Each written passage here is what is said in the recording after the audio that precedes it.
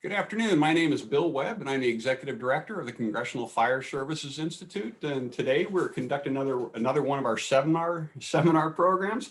And we're delighted to have the new Superintendent of the National Fire Academy. That would be Mr. Eriks Gabliks. So a little bit about Eriks.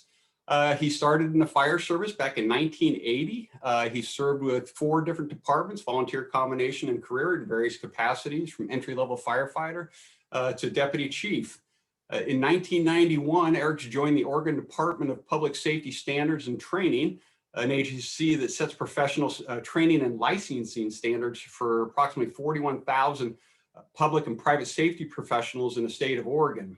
The agency also operates the Oregon Public Safety Academy, which provides training to more than 25,000 first responders on an annual basis. During his tenure at the department, he served in various positions, including the director from 2010 through 2020.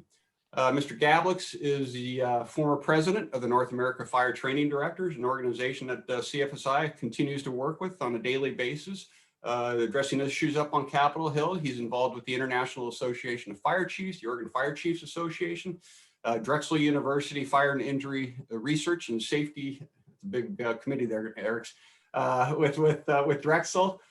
He's a first-generation Latvian, speaks and reads the language. And most importantly, Eriks and I actually met at a trade show, I believe in New Jersey, about 20 some years ago, and we started making small talk. He just informed me that he lived in Oregon, and so it turns out he is married to a fellow classmate of mine from South Salem, Oregon. So Eriks, delighted to have you here. Wish we had your wife on board as well, but we'll chat fire today, and we'll save the South Salem Saxon talk until later on. So glad to have you on board here. Good. Thanks, Bill. Glad to be with you. Good deal. Got to ask you one question, Latvian. Eriks, I'm sure teachers probably scolded you during your school days for incorrectly spelling your first name with an S. Can you explain for the folks who are listening who don't really have never met you, why the S on the end of Eriks? Sure. So my parents came over to the United States with their families. They weren't married at the time. They were kids, right? So they came over during the war. And I basically grew up in an English as a second language household. So my parents thought it was important for me to learn Latvian. So, and for those listening that don't know where Latvia is one of the 3 Baltic countries. So Latvia, Lithuania, Estonia, over on the Baltic Sea. For a number of years, it was under Russian control. And then many years ago, it regained its freedom. So my parents always wanted to make sure that my brother, sister, and I knew our culture. So we actually went to Latvian school on Saturdays. So we learned the culture, we learned the language, we learned about the history of the country. So simply put, in Latvia, things have masculine and feminine endings. So for example, tractor would be called traktors. So it would have an S on the end. And very similar, men and women. Men's names normally have an S on the end, and women's names have an A on the end. So my brother is Maris, and my sister is Inga. Okay, sounds great.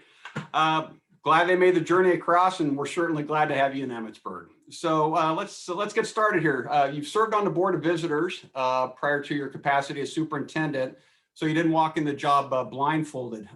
Any surprises in terms of the operations, the decision-making process up at Emmitsburg that was unbeknownst to you before you took over as a superintendent? I would say that my time on the Board of Visitors gave me good insight on what happens here on campus from the operational perspective, if you will, the classes, the campus, the need for infrastructure. And as you know, Bill, in my previous work with the North American Fire Training Directors, and thank you again for the very nice introduction, but I was very active with CFSI and the National Advisory Committee to make sure that this organization was well funded. So as a Board of Visitors member, I always wanted to make sure that the classes were relevant, that our instructors were engaged, that our infrastructure here on campus was professional for the setting, and also that there was funding coming in. Now, obviously, in my new role, I play less of a role in the funding because that's not what I'm here for, right? I don't set policy. That's what Capitol Hill does, and budget is obviously handled through a different vehicle. But it gave me a good insight. And I would say what I've learned since I've been here since November is I really saw a tip of the iceberg about what the National Fire Academy does. And by that, the passion of the men and women that work here and our contract instructors that make the classes possible, is second to none. They truly care about the training and education of our career and volunteer fire and EMS providers across the country. And they come to work every day making sure that we put our best foot forward and that we're 100% engaged in doing that. So that what I would say is the most revealing part, is that what I really saw was just scratching the surface and all the great things that are done here. And now as I get to see the folks, I get to enjoy that on a daily basis. The other thing, Bill, that I'll share is what's also been interesting is the tenure of our employees. We have some employees here that have been with the United States Fire Administration for up to 40 years. So they truly not only enjoy coming to work, but they also believe in the mission. And you don't see that in a lot of places. You see a lot of turnover. And I'm not saying turnover is good or bad, but when you have people that are committed to what we do and still love their job 20, 30, 40 years later, that's pretty impressive. True. Speaking of someone who loves their job, your predecessor, Dr. Dennis O'Neill, big shoes to fill. I'm sure you probably sat down with Dennis during the transition. Any pearls of wisdom, any advice that he gave you before he took over?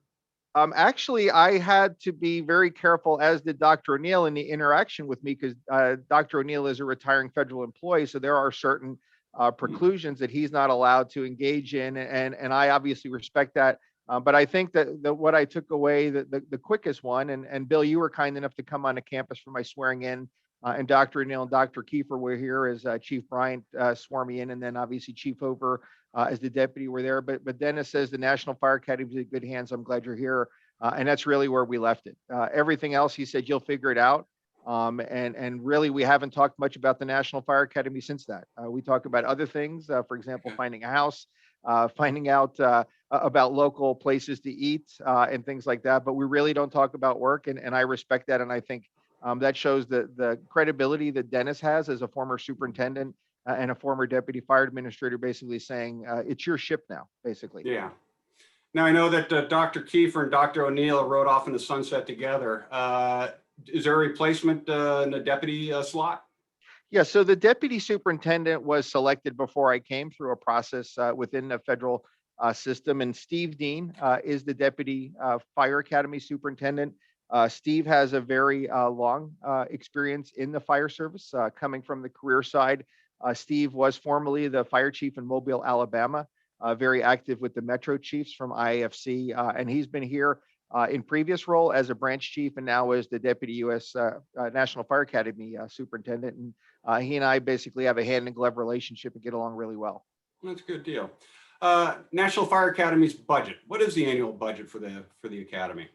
So the larger budget, United States Fire Administration budget, is about $45 million a year. And out of that, $9 million is specifically for the National Fire Academy.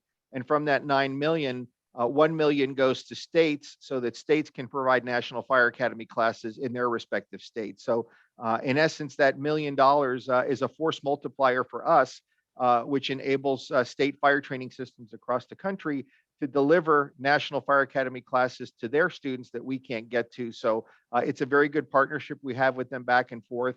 And from our budget, the $9 million, that's really to deliver training to career and volunteer fire and EMS providers across the country. So that comes in a variety of shapes and sizes. We have on-campus classes here in Emmitsburg. So those are 5-day, 6-day, 10-day. We also offer a number of virtual offerings. We also offer classes to our states. So each state in the country receives 9 2-day classes from the National Fire Academy, where we send instructors to deliver those classes in partnership with that state. So they pick the class, they pick the location, and we deliver it. So that $9 million delivers training. And it's important to share that because outside of that, out of that $45 million USFA budget, is the maintenance of this beautiful campus that we have here in Emmitsburg. So that $9 million specifically I mentioned is for us to deliver training, develop training. The campus maintenance expenses are on the other side of the budget. What separates the training from the National Fire Academy, say, to the state training directors? What makes the training at National Fire Academy unique that you would not get at the Oregon or MIFRE or other state training academies? Sure. I think that's a fantastic question. And it's something that one of my coworkers in Oregon mentioned when they found that I was coming to be the superintendent of the National Fire Academy. One of the things that they said is there must be hundreds of fire trucks at the National Fire Academy, because they're thinking of a traditional fire academy. What I told them, there's not a single fire truck at the National Fire Academy. The National Fire Academy, as people that study the history of the American Fire Service know, traces its roots back to the 70s when we had a very high loss of life in the United States due to fire. And that resulted in America burning. And as you know, that's really was the wake up call for our country, that we needed to do more to not only address the fire deaths in our country, but also to improve the fire service through standards, through training, through research, through a number of initiatives. And the Fire Academy was created as a result of that seminal document that really laid the foundation for, if you will, the nation's fire organization being USFA.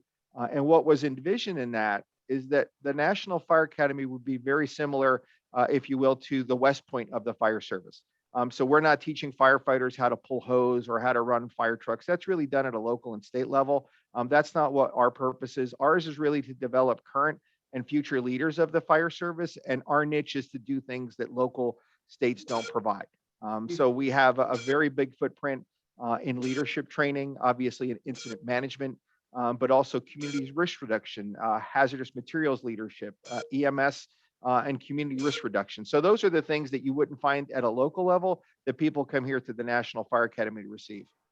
Okay, it's kind of interesting. It's a discussion for another day, but you talked about the budget for USFA and America Burning. If you look at the index or the back of America Burning, they've got figures for projected spending for USFA to launch USFA. And I think the funding level at the time was $125 million. That was back in 1973, 1974. So God bless Lou and Billy and that gang, but we have not come anywhere near, obviously, that funding level. And hopefully someday we will. There's no question about that. In terms of the budget, then, you as superintendent, I mean, do you pretty much have sole discretion over developing that budget, or do you have to work with USFA, FEMA, DHS? How does that process all work out?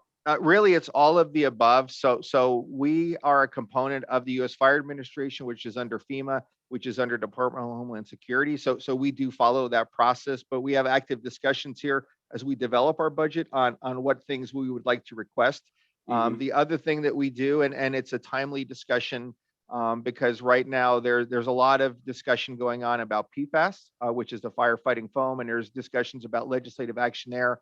And one of those proposed bills may have the U.S. Fire Administration, NFA, deliver or develop training. So when legislation goes through Capitol Hill, obviously, if there's an impact to us specifically, we get to do a notification that this is what the expense would be based on this, and that's rolled up into the discussion. So it's ongoing budget development, as the standard process, but also as legislative items are being discussed.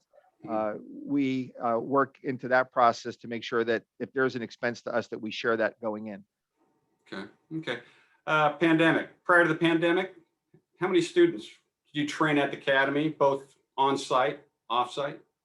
So we train more than 25,000 students a year across the country, and that number is actually higher. But what we have run into since the pandemic is we really had to close the campus here in Emmitsburg to in-person deliveries because of the various guidelines for social distancing, for CDC, for local health. And an example that I'll give you, and one thing I didn't mention, but it's important that I stress, is that we do not charge for anything we do at the National Fire Academy. Thanks to the budget dollars that are allocated to us, our training opportunities are free. So we can have a firefighter from Alaska or a firefighter from Guam or California or right here in Maryland sign up, get accepted to a class, and they can come to the National Fire Academy, and we will reimburse them for their travel to get here.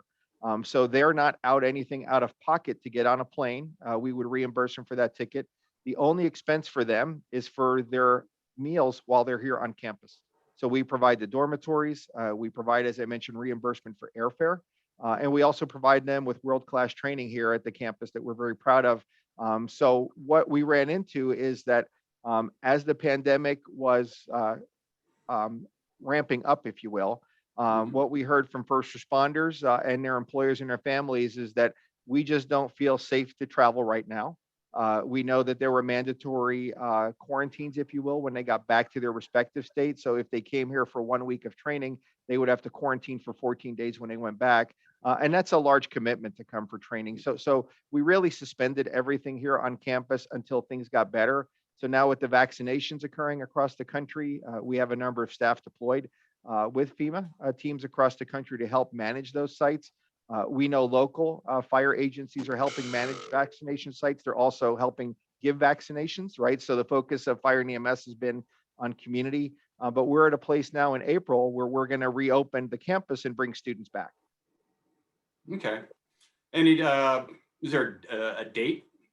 Will that Yeah. coincide with this? Will that coincide with the start of the programs? I mean, are you joining midstream, so to speak? Well, what we're going to do is so we had to pivot during the pandemic and really lean in heavily into virtual training.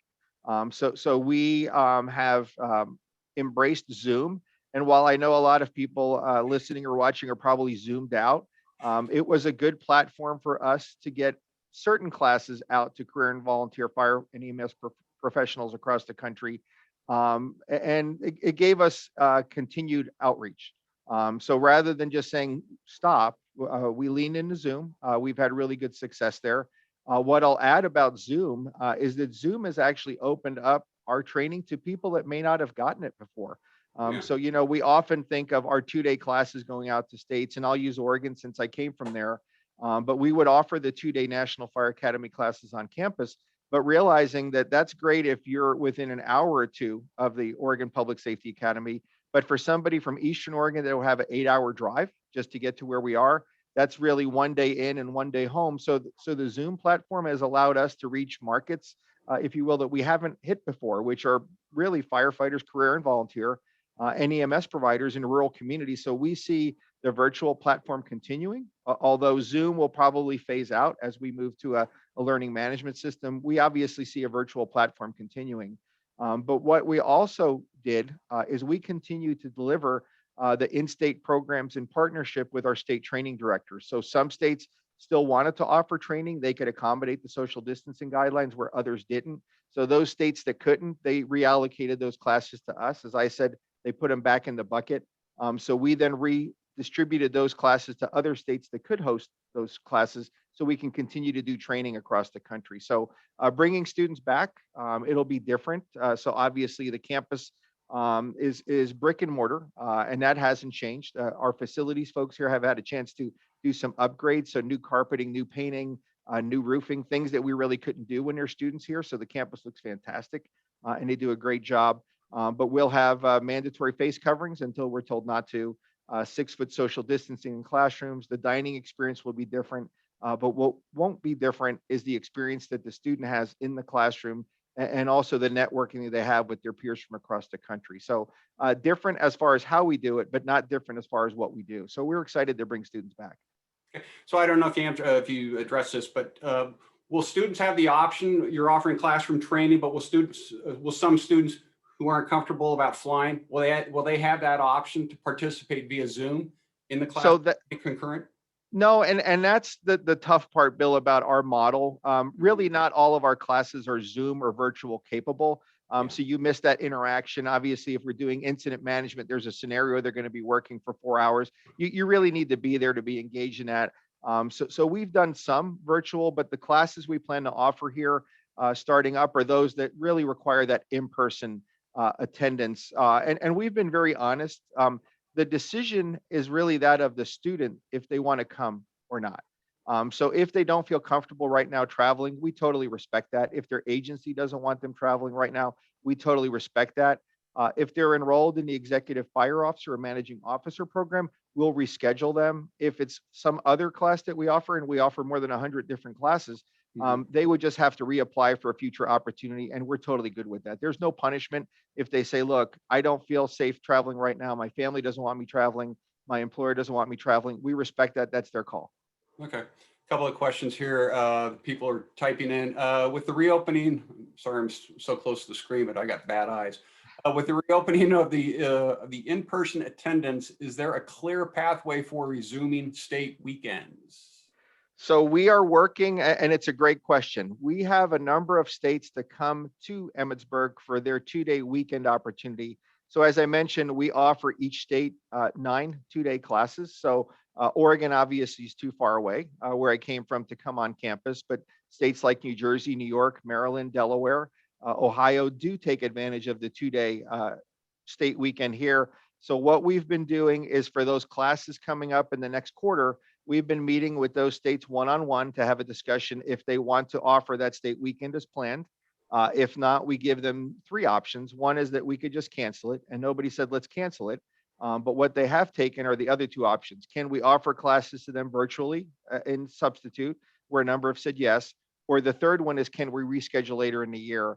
And a number have taken advantage of that. So we're hoping, as more vaccinations are given and CDC guidelines change, that we'll have a lot more flexibility with the state weekends. But right now, as we're working through this, and again, I'll just mention the mandatory quarantines that we saw with a number of states. So even if we hosted New Jersey State Weekend, and I'm just making this up, and if those students came here for 2 days and would have to go back and quarantine for 4, that would probably not fit everybody's optic. As far as, I went to a 2-day class and I have to quarantine for 14 days.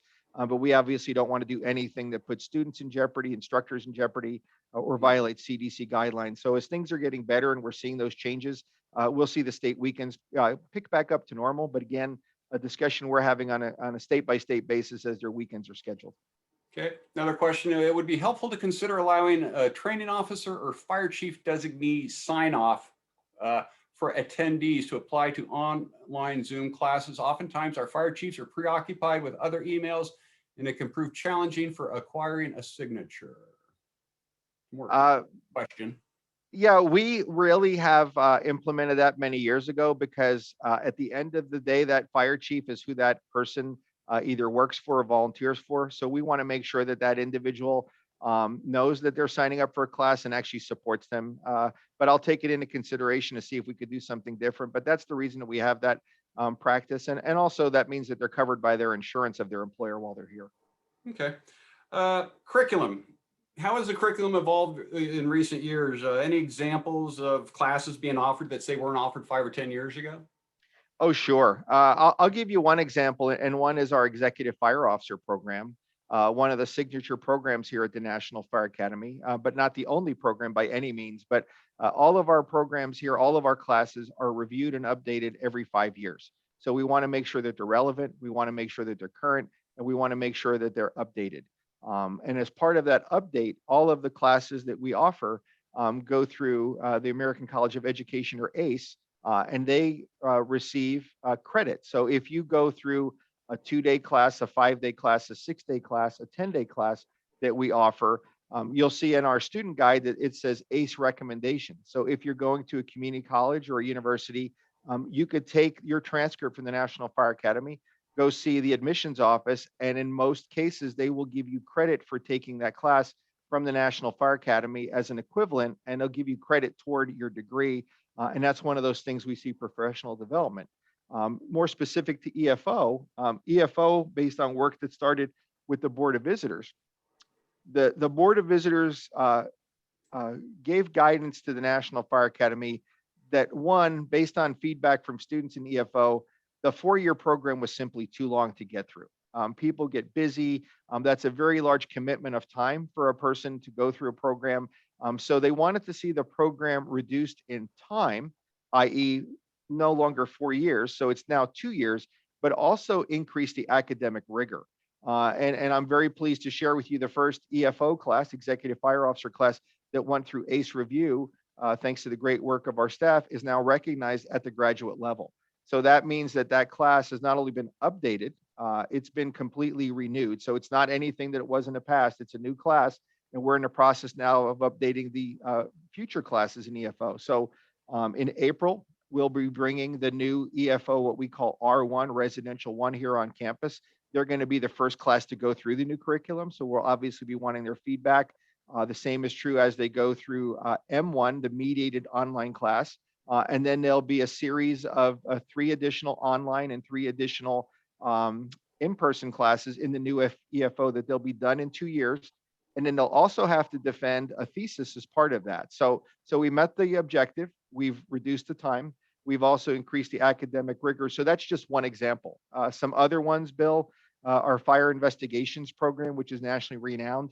has been completely renewed here and updated in partnership with the ATF. So we have a lot of people interested in that program. We also have leaned heavily into community risk reduction.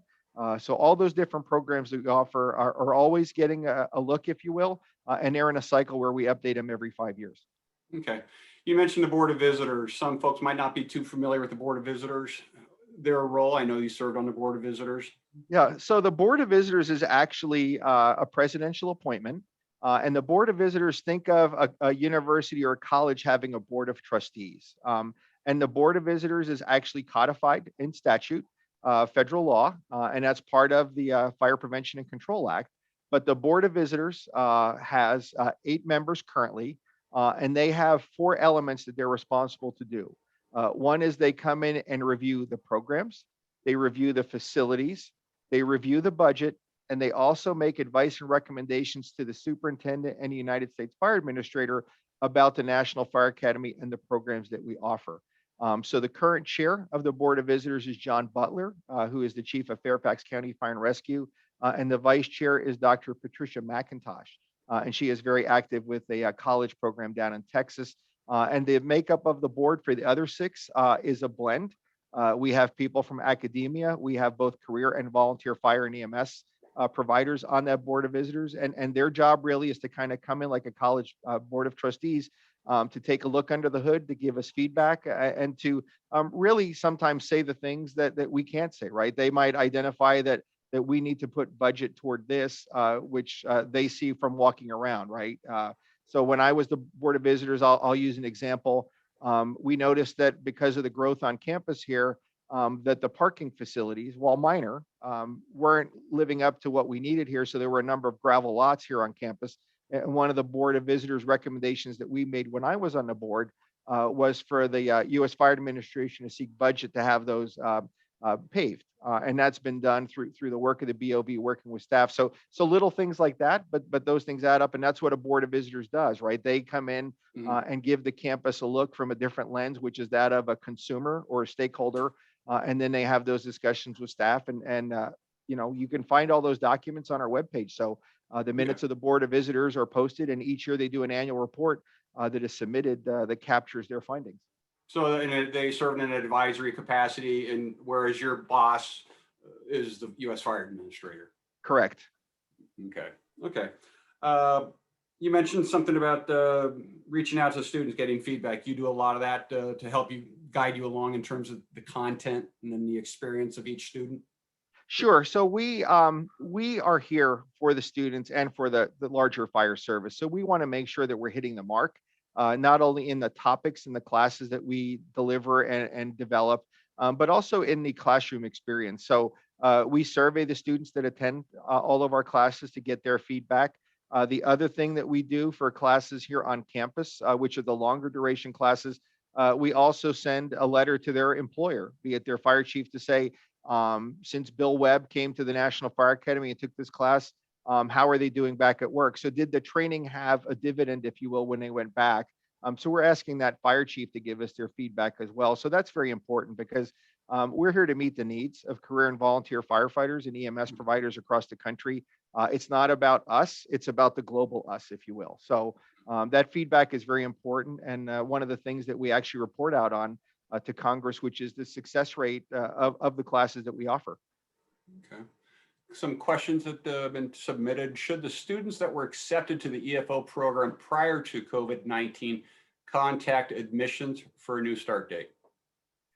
So it's a great question. And let me kind of step back a little bit, because we have 2 different EFO programs currently going on.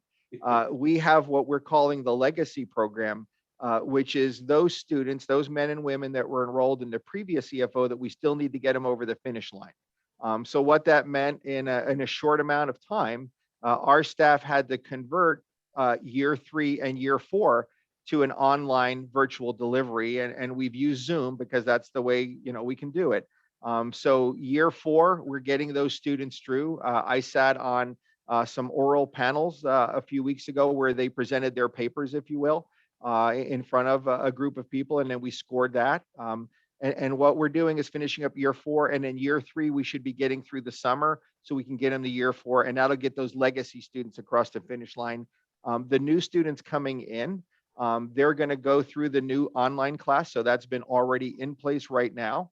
The other thing, as I mentioned, in April, we'll have the residential one, that first in-person class here, and we'll get feedback from that pilot. And then we'll build out the rest of that course, which is already in motion. But again, we haven't piloted it yet. So we haven't beta tested it. So we're kind of building this as we go, but that's sometimes what we have to do. So if students are enrolled currently, they're being contacted by admissions on rescheduling dates. So we're doing that. The other thing we did is we paused accepting additional students because what we're concerned about is that we're going to have a bubble build up, which is students that need to get through the classes. So we don't want them waiting for 2 years until we can get them in because we've got to cycle through. So we're communicating that. And right now, just this month, we're reviewing applicants that came in before Christmas for the new EFO semester starting up. And we have more than 450 applicants for 200 slots. So we're very impressed by the amount of interest, but we're also concerned internally because we want to meet the needs of the fire and EMS community. But again, we don't want to create frustration by having people waiting in a queue for a long time. So active communication is ongoing. Okay. I'm going to show my ignorance here with the acronyms. What is the status of FESHE recognition program? Is it continuing, updated, et cetera, et cetera? Yes. So to kind of help out, so FESHE is the Fire and Emergency Services in Higher Education. So that is a partnership that the National Fire Academy has with dozens of colleges, universities across the country that have fire and emergency services curricula. So they meet the national standard. We work with them. We recognize their program as meeting the national standard, and they get a FESHE certificate that they could proudly display. So we have that discussion ongoing. We want to build on the FESHE partnership, and I'll kind of take a little rabbit trail. We've had to kind of pause our work because Mike McCabe, who was the program coordinator, retired just a few weeks ago. So we're in the process of filling that vacancy. So we'll have a new FESHE coordinator on staff. So Diane Close right now is filling in, and she does a lot of our outreach with FESHE, but we have kind of a vacancy there that we're being careful not to do too much with limited staff, knowing we have a new person coming on board. But what we envision with FESHE is even more growth in that area. And I'll give you an example. We would like to enter into our articulation agreements with colleges, universities, so that we can see the benefit there. And that could be an articulation agreement toward a master's in public administration. It could be an articulation toward an associate's. And again, what I'm very aware of, and I know a lot of the people on this podcast are, is the National Fire Academy is in many ways one of our country's best kept secrets. We have a number of new firefighters come in, career and volunteer, that don't even know the National Fire Academy exists because they haven't heard about it. So we want to make sure that we're getting the word out that we're here and we do these different things. And please come and take classes because it's your taxes that are paying for this, and we'd like to see you.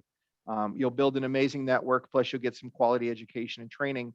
But the other thing that we envision with FESHE is how do we capture people that are not in colleges? So how do we capture, for example, the emergence of high school fire and EMS programs where they're getting youth interested in careers, either professional careers as a firefighter or a volunteer in high school programs. So how do we maybe tie in FESHE to that and have those youth also know about the National Fire Academy and all the things we do?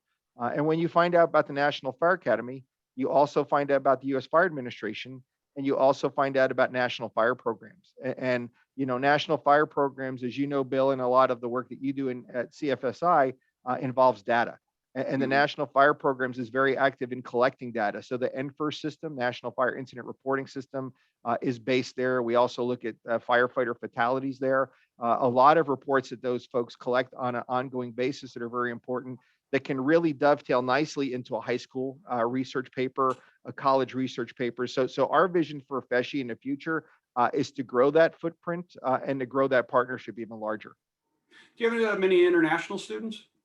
Our primary purpose is obviously firefighters, career and volunteer from the United States, but we have had students from other countries come. And I'll give you an example just on our virtual sessions. Once that list of students enrolled is filled, and if we have 1 or 2 vacancies that haven't been filled, we have had international students. So we have had somebody from the Bahamas, We've had somebody from the Middle East take a fire and investigations class from a fire agency there. So yes, we do have international students, both virtually now, which is kind of new for us. But also we have had students in our classes, and I'll use myself as an example. When I went through the leadership program here, I had a fire officer from Hong Kong in my class for 2 weeks, and that was something that they wanted to embrace, is having their fire service leaders come to the United States and not only take a class at the National Fire Academy, but also do some ride along time with some of the metro departments here, so they can kind of take lessons learned back home. Okay. As far as safeguards, when the campus does reopen, are you going to require that any students attending the academy be vaccinated? So great question. We cannot legally require that students be vaccinated, but we can strongly recommend that students be vaccinated. We also will recommend that they get tested before they come on campus. And then when they show up on campus, we will test them when they get here. So we do have a provider here. So we do the COVID testing here on campus, and they'll be tested every 72 hours. Of course, in the new environment, food services I mentioned will be different. So the cafeteria style will not be happening. It'll be served to you in takeout containers, and we're also going to open up some outdoor venues here so people can spread out and distant. Mandatory face coverings, 6-foot social distancing, and told otherwise. But really, the number one thing that we're going to stress is that students need to abide by that list that we've all seen about symptoms, right? If you have any of these things, stay home, call your healthcare provider. So that'll be the number one issue is if you don't feel well, don't come to class. Okay. As you know, I'm vice chair of the National Fallen Firefighters Foundation. The memorial is on campus. When they do reopen the campus, tight numbers, tight restrictions, or will family members and others be able to have access to the campus to visit the memorial site? So obviously the safety and health of our students, staff, and guests is always paramount. But I do know in discussions that we understand the importance of the campus, not only to the National Fire Service, but also to the families of those we honor here with both, as you know, the National Fallen Firefighters Memorial, but also the Walk of Honor that captures the names of firefighters who died in the line of duty before the memorial was created. So I know in discussions, we want to make sure that a family member coming here, let's say on the anniversary, a significant anniversary, to that family has access to come see the memorial and to pay respect. So we're having those discussions about how do we let family members come onto campus so they can do that like they used to in the past. But again, making sure health and safety is paramount. So active discussions, and we're looking to do that. Okay.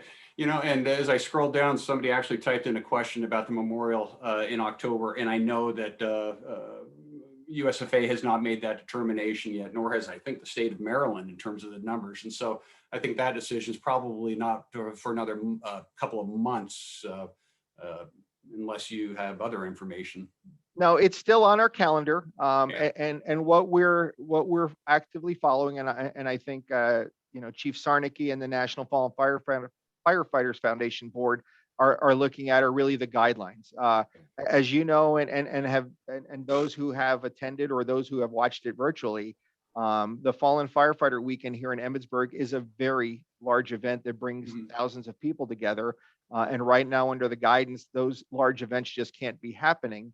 But as more people are getting vaccinated, we're seeing things changing. And again, I'm not comparing the Fallen Firefighters Memorial at all to an athletic event, but what we're seeing locally here is that we're seeing guidance that they can have more people in arenas for basketball or for hockey.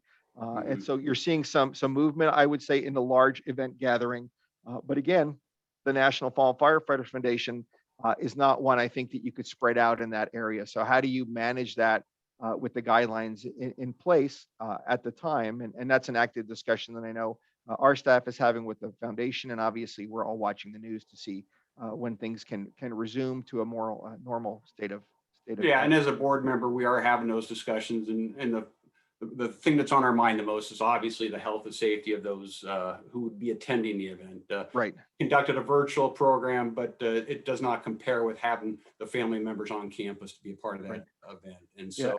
Yeah, and I think, Bill, what I would add to the Fallen Firefighters Weekend, as well as the training we provide on campus, and granted they're different, but similar, and the similarity is that both of those events bring like people together. So when our students are here on campus, they're working with firefighters and EMS providers from across the country are working on similar issues. The same is true on Fallen Firefighters Weekend. We're bringing together loved ones who have lost Mhm. a friend, a family member, a significant other, and they're able to network with people that have been through what they've been through. So both of those are very significant and really create that network that's very important to help support individuals. Another question. This one's going off in a little different direction. Is there a plan to incorporate the managing officer program into the path towards EFO? So the two programs are very different, and we get that question a lot. So managing officer is really for that company officer, that emerging officer, that leader within the fire organization that is not yet at that chief's level, but one day might be if they choose to be. So managing officer has its role, and it doesn't connect into EFO. But what we have seen is, and Sunday night I graded 45 papers, applications for EFO. And what I've seen is a lot of those individuals were in MO, and they've also completed either a bachelor's degree, some are completing a master's degree, and now they want to come to EFO, one of the nation's premier fire service leadership programs. So we're seeing some connections, but they were never designed to be a stair step, if you will, that you go from here to here. So there is a separation, and that's on purpose. Okay. Then somebody wrote in, I won't mention Billy's last name, but he was asking if you have joined a volunteer fire company since you've been in Emmitsburg. So have at it. Is that, oh, Billy G, good to see you, hear from you. So I have not. I will share with you, and some of you know my background, but Kelly and I, my wife, we lived in Dallas, Oregon, a community of about 16,000. And I was the deputy fire chief there. And while I was with the organization, it transitioned to a combination department with career firefighter EMTs on from 6A to 6P, 24 hours a day, right? So every day of the week, we had career people in the daytime when our resident or volunteers were out of town. So I finished up there in October with my last duty weekend. Billy, you'll be very pleased that I didn't have any calls. So it wasn't the big finale that everybody was planning on. But right now, my wife and I are looking for a house here in the Emmitsburg area. So the housing market in Maryland, southern Pennsylvania is very hot. So I have stopped by and visited the Vigilant Hose here in Emmitsburg, said hello. A number of our staff members are volunteers there, or their family members are there. But once we find a place to live, I'll probably have that discussion. But on the flip side, I will tell you, my wife has been very happy not to have a pager going off all hours of the day, and not worrying about some of those other things that we've worried about. But stay tuned. We'll let you know. Billy's just looking to go with somebody on a ride along, you know. So sounds good. Uh, this is the month of March. It's Women's History Month, and I don't know if anyone has had a chance to go on Denny Compton's Facebook page, but he's written an excellent compendium on leaders in the fire service, women leaders in the fire service. And I think it's important that we recognize who those leaders are. And I just like to say, paid tribute to Heather Schaefer, CEO of the National Volunteer Fire Council, who passed away unexpectedly this past week. And her memorial service is tomorrow. She is a tremendous asset to the fire service, tremendous asset to that organization. You know, you and I have had the pleasure of working with Heather throughout the years. The consummate professional. I know that organization is going to miss her, and as is CFSI and all the other organizations who've had that honor and the pleasure. You have your acting fire administrator, Tanya Hoover, who is right now, you know, the highest ranking fire service official in the country. USFA, National Fire Academy, and I know you personally want to do your part to help out on the diversity front with women and the minorities, ethnicities. So what is USFA doing? What is the National Fire Academy doing to provide opportunities, whether it be teaching or whether it be attending programs, you know, to elevate future women leaders into chief positions and other capacities throughout the country in the fire service? Sure. No, and it's a fantastic question, especially as we work through Women's History Month. And obviously, you mentioned Chief Hoover, and you know, we have a number of fire service leaders involved in a lot of our national organizations right now. including Chief Hoover, that are really making an impact and a statement about women can do this profession just like anybody else. And by profession, I don't mean career volunteer, but they can work in the fire and EMS service and do it very well. What I know coming into the National Fire Academy and working with national partners for years and running a state training organization is our numbers are not yet where they need to be. We need to have our numbers reflect the communities that we serve, not only in more women in fire and EMS positions, but also more communities of color in our fire and EMS positions. And one of the things that I think sometimes we shortchange ourselves on is that we believe that everybody in fire and EMS has to be a firefighter or an EMT. But in all honesty, there's a lot of other things that we need done in the fire and EMS service that has nothing to do with pulling hose or putting on bandages on a car accident victim. So in Oregon, we really leaned in heavily to all the other opportunities that are available, both in career and volunteer fire and EMS organizations that people need help, either analysts, chemists, for example, in the lab, fire investigators, fire prevention officers, public education officers, all those different things. We need men and women from diverse backgrounds to fill those slots, career or volunteer. What I'm looking at here from the National Fire Academy is really a three-part effort. One is we need to increase the number of students, women, underrepresented communities in our classes, both on a state level and here at the Academy. So one of the things that I'm going to do is build on the partnerships that I learned coming up through the fire service, working with international fire chiefs, National Volunteer Council, but more important, those specialty groups that represent those different groups we're trying to connect with. So Women in Fire, National Association of Black Firefighters, National Association of Hispanic Firefighters, reaching out to them, going to their conferences, sending them information so that they know that we're open, what we do, but also more important for them to push the information about the National Fire Academy opportunities to their members. So really, how do we multiply ourselves by working through existing conduits? So I want to reach out with them. The other thing is making presence known at those different conferences. So being at Women in Fire, having a table there, sharing what we do, networking with them. But then equally important here on campus and on our regional programs, we need to make sure that our instructor cadre is also diverse. So finding more qualified women, more qualified underrepresented instructors, Hispanic, Black, Asian, you name it. We want to make sure that we are also reflective of the diversity of our country. And that's not something that's going to be done overnight. That's going to be a long-term goal of ours, but we need to do that. And we already are. We have a number of instructors here from diverse backgrounds. We need more.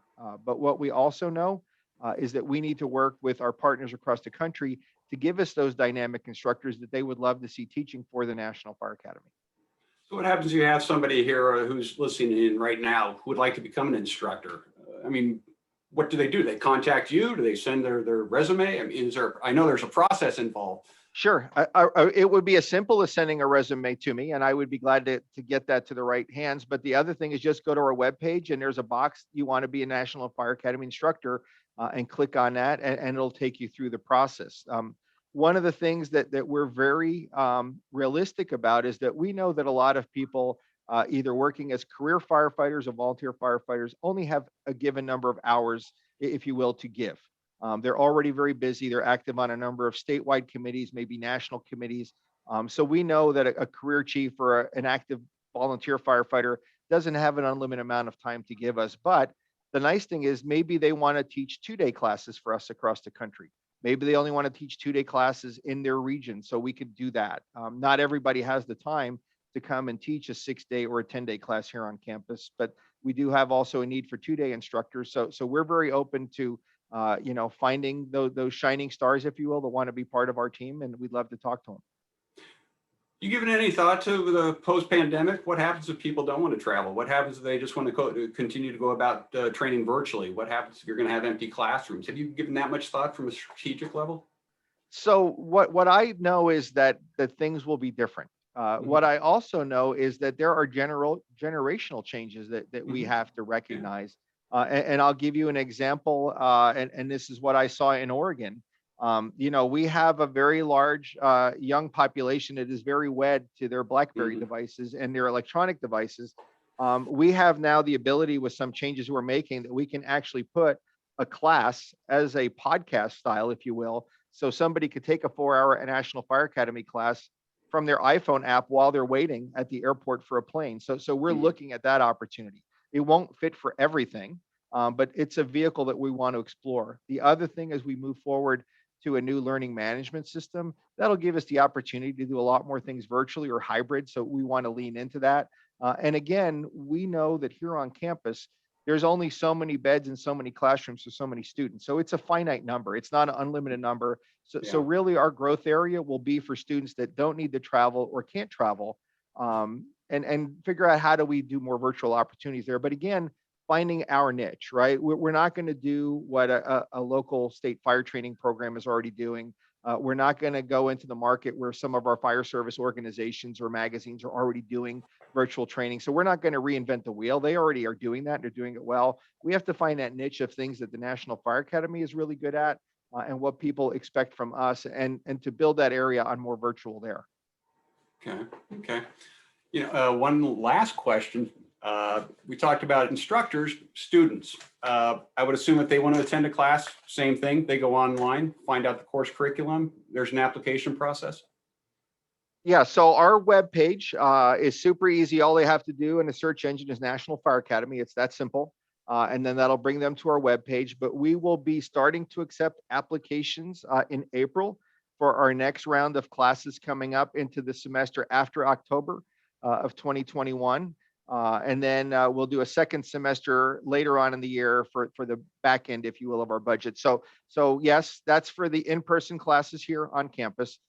Virtual classes, if they click on our webpage right now, they'll have a drop down of virtual classes being offered. So they can do that right now. And that will happen over the next few weeks and months. But the other thing is to also connect with your state fire training organizations, which are really key partners for us. And like I've used the term force multipliers, but the State Fire Academy, if you will, is a partner with us that not only delivers a number of our classes for us, but also we deliver classes with them in partnership. And they will also be a great resource for not only NFA opportunities, but also state training opportunities in their respective states. So the web, that's one of the things that the most powerful is that it's a great tool to get information out. Instead of the old days, and I'm dating myself, and I'll do this for Billy G. But you used to wait for the National Fire Academy catalog to come in the mail, and then everybody would fill out the applications and send them in. We've moved to online applications now, which has been fantastic. We also, have the ability now to post everything on the web. So we're in a different place, and it's moving a lot faster. Okay.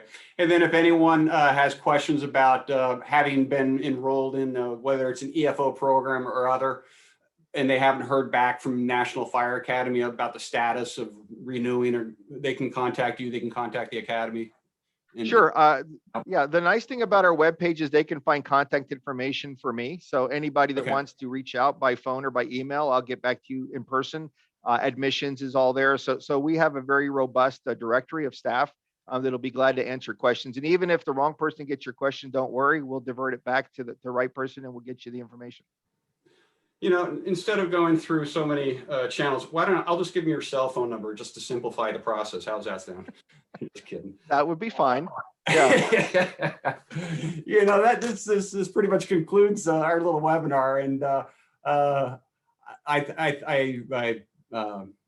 I think it was a great decision on the part of the United States Fire Administration to name you to the superintendent position. We've been working together for so many years. You are part of North America Fire Training Directors and me a part of CFSI. And I've always enjoyed just sitting down during whether it's grand criteria meetings or any other type of discussions and hearing you articulate some important issues that are very meaningful and important to the fire service. And having you in this capacity as a superintendent, I think is a huge plus for our nation's fire service. And so I thank you again for taking the time to participate in this, but more importantly, please extend my best to your better half. And hopefully everyone participating in this, hopefully we can all reconnect, whether it's at a trade show, whether it's at the National Fallen Firefighters Memorial Program, and hopefully in October, and even the Congressional Fire Services. We conduct the National Fire and Emergency Services Symposium and Dinner Program every year. Unfortunately, because of COVID, we can't do it this year, but we are doing a symposium. virtual symposium in April. So you can go on our website and at cfsi.org and learn more about that. But again, Eriks, thank you very much for everything that you were doing. And to all of you, just stay safe and keep doing the job you're doing, because America needs you at this hour. So thank you very much. Thanks, Bill. And it's an honor to serve. And I appreciate the opportunity to connect with you. We talked about 45 minutes and we've almost got an hour. And I think we can go another hour. So I think the key for me and for us is that I work for the nation's fire service. The National Fire Academy is here for you. What we hear a lot from career firefighters is, oh, the National Fire Academy is for volunteers. And we go to volunteers, they go, oh, the National Fire Academy is for career. And the answer is we're here for all. We're here for career and volunteer fire and EMS providers across the country, regardless of where you're from. So please sign up. And if you are mentoring a new career volunteer fire and EMS provider, share our work with us. Share our link and tell them to enroll in a class and they'll get hooked just like I did. So thank you very much and pleasure seeing you again. Sounds great. Stay safe, everybody. Bye-bye. Okay.